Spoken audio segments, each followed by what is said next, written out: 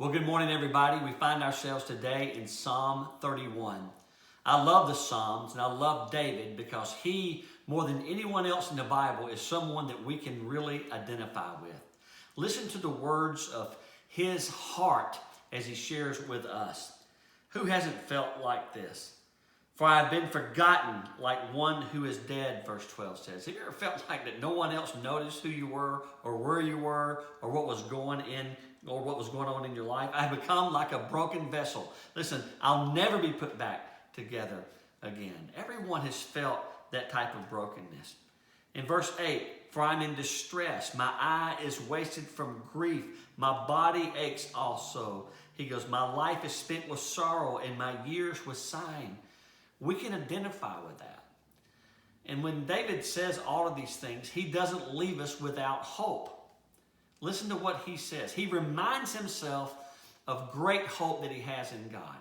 Here's what he says in verse 5. He goes, into your hand I commit my spirit. You have redeemed me, O Lord. O God, you are faithful.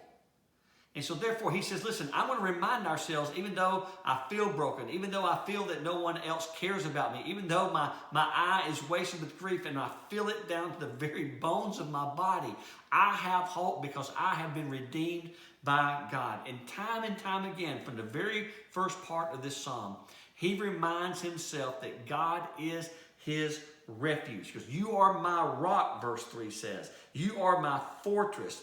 And he says, and it's for your name's sake that you lead me and guide me. You see, there's just something more than David is at stake here. David says, Lord, you've redeemed me. You've purchased me. You've bought me. And Lord, if I am taken away in my distress and my grief and my enemy, listen, it's for your name's sake. It's not my name's sake. Because, Lord, your name is at stake. And you are faithful to your name. And we wait and we wait and we wait in that refuge.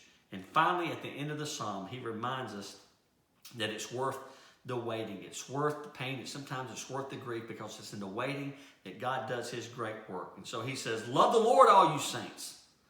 The Lord preserves the faithful. He says, you know what? You're going to come out of this. Everything is going to be okay. He preserves the faithful. Be strong and let your heart take courage, verse 24 says. All of you who wait on the Lord. Yes, we find ourselves in tough times. We find ourselves hurting and broken, all the way down to the hurting of our bones. But he says, Lord, you're our refuge. It's worth the wait because in the waiting, you are doing something great in our lives. Read this with great hope today. God is at work in your life. God bless you. Have a good day.